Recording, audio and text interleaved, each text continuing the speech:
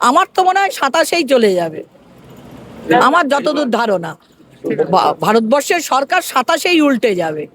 Police কোনো আক্রান্ত হয়নি, আমাদের সিডিতে কোনো পুলিশ আক্রান্ত হয়েছে সেটা দেখা যায়নি। সংবাদ মাধ্যমের ভাইরা কিছুটা আক্রান্ত হয়েছে, তার জন্য সত্যিই দুঃখিত। কিন্তু যারা সত্যিকারের আক্রমণ করেছে তাদের বোধহয় এখনো কাউকে ধরতে পারেনি, আর যাদের ধরেছে তারা আবার আক্রমণ করেনি। যেমন আমাদের যে কটা ছেলে ছিল, আমরা কিন্তু যেখানটায় গন্ডগোল হচ্ছিল তার থেকে অনেকটা অনেকটা দূরেই আমাদের মিছিলটা ছিল, কারণ ওই মিছিলে আমি নিজে ছিলাম। এবং আমার মানে যারা ছোট ছোট ছেলেমেয়েরা, তারা আমার পুত্রকন্যার সময় যারা ছাত্র রাজনীতি করছে তারা ছিল, যেহেতু সেহেতু আমরা ছিলাম সেখানে। এবং আমাদের প্রেসিডেন্ট ছিলেন, আমাদের শুভঙ্কর সরকার, আমাদের প্রেসিডেন্ট ছাত্র প্রেসিডেন্ট ছিলেন প্রিয়ঙ্কা চৌধুরী, এবং ভাইস প্রেসিডেন্ট ছিলেন তপন আগরওয়াল, এবং অমিতাভ চক্রবর্তী ছিলেন, এবং আরো অন্যান্যরা সবাই, জেনারেল সেক্রেটারি সবাই সেদিন ওদের সঙ্গে যাওয়া হয়েছিল, কারণ ওইটাকে সমর্থন করতে। এই নয় যে আমরা ছাত্র বলে গেছি, আমরা ওটাকে সমর্থন করতে গিয়েছিলাম। ফলে যারা মেরেছে সেই জায়গায় কিন্তু আমাদের ছেলেগুলো ছিল না। কিন্তু দেখলাম এটা, মানে কংগ্রেসি হিসেবে না, এটা বলতেও নিজের খারাপ লাগে, বেছে বেছে যাদের পিছনে মুসলিম ট্যাগ রয়েছে তাদেরকেই ধরা হয়েছে। এটা একটা যেন দাগিয়ে দেয়া যে মুসলিম মানেই তোমরা হচ্ছ দেশবিরোধী, মুসলিম মানেই হচ্ছে তোমরা হচ্ছ ক্রিমিনাল, জেহাদি, এইগুলো একটা লাগিয়ে দেয়া।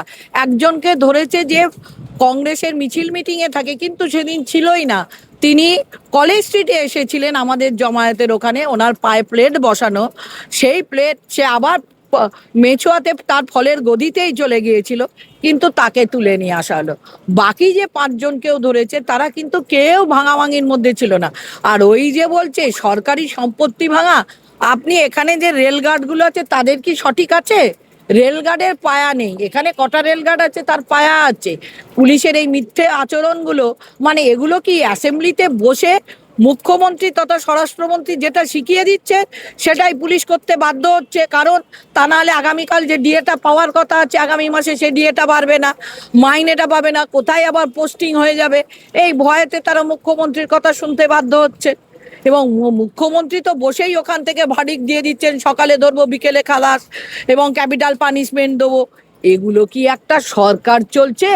আর তার জন্য ছাত্ররাও এরকম হয়ে যাচ্ছে। ছাত্রদের প্রতি যে অমানবিক অত্যাচার হলো, যেভাবে ছাত্রদের দিল্লিতে পিটিয়ে রক্তাক্ত করা হলো, কই তার বেলায় তো স্বরাষ্ট্র দপ্তরের কোনো কিছু দেখতে পেলাম না। স্বরাষ্ট্র দপ্তর তো সে ব্যাপারে কিছু বললো না।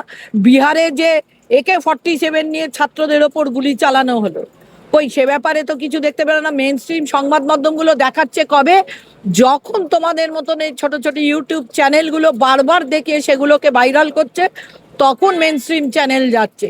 কারণ আগে গেলে যদি তাদের মাস মাইনে যেগুলো সরকার পক্ষ থেকে আসে, বা ওই যে অ্যাডভার্টাইজমেন্টগুলো আসে, সেগুলো যদি বন্ধ হয়ে যায়, আমার মনে হয় না উনি হিন্দু, না উনি মুসলমান, উনি মানুষেরই অযোগ্য। শুক্রবারটা শুধু মুসলিমদের নয়, শুক্রবার হিন্দুদেরও জয় মাতাদির পুজো হয়, সন্তোষীমার পুজো হয়, শুক্রবার হচ্ছে মা দুর্গার বার। ওনারা এগুলো জানেন না। কেন ওনারা লেখাপড়া শিখেছেন আমি জানি না, না ওনারা বেদ পড়েন, না ওনারা স্বামী বিবেকানন্দ পড়েন, না ওনারা রামকৃষ্ণ পড়েন, ওনারা কি পড়েন ওনাই জানেন। ওনারা RSS এর সংবিধানটাও সঠিক করে পড়েন না, যার জন্য মোহন ভাগবত ওদের ওপর রেগে যাচ্ছে। মোহন ভাগবত ওদের বলছে আর চাই না। বললাম তো, একটা দাগিয়ে দেয়া, মানুষকে অন্যায়ভাবে ক্রিমিনাল তৈরি করানোর চেষ্টা চলছে আমাদের এইখানে। এই মুখ্যমন্ত্রী বসে কিছু লোককে ক্রিমিনাল তৈরি করে, কারণ কি ওদের সরকার চালানোর মতন এক্সপিরিয়েন্স নেই, এরা সরকার চালাতে পারবে না, এদের সে পকেটের ক্ষমতাও নেই, আর মাথার বুদ্ধিও নেই। ফলে পশ্চিমবাংলাটাকে উত্তপ্ত করে না রাখলে পশ্চিমবাংলার যে বেসিক নিডসগুলো সেগুলো থেকে মানুষ সরতে পারবে না, সেগুলোর দিকে যাতে তাকাতে না পারে, তাই জন্য পশ্চিমবাংলাটাকে অশান্ত করে রাখার জন্য এইগুলো, এটার প্রচেষ্টা অনেক দিন ধরে হচ্ছে। নাহলে একটা শ্রমিক ভট্টাচার্যের মতন লোক নেতাজির মতন মানুষের নামে বাজে কথাগুলো বলে, তার মানে কি? বারবার করে উস্কে দেয়া যে পশ্চিমবঙ্গটাকে কিভাবে অশান্ত। যেই দেখলো যে নেতাজির নামে গালাগাল দিয়ে, মানুষ তো কিছু বললো না, কারণ ওর কথাটাকে ধর্তব্যের মধ্যেই মানুষ আনলো না, কারণ নেতাজির মূল্যায়ন এরা করবে না।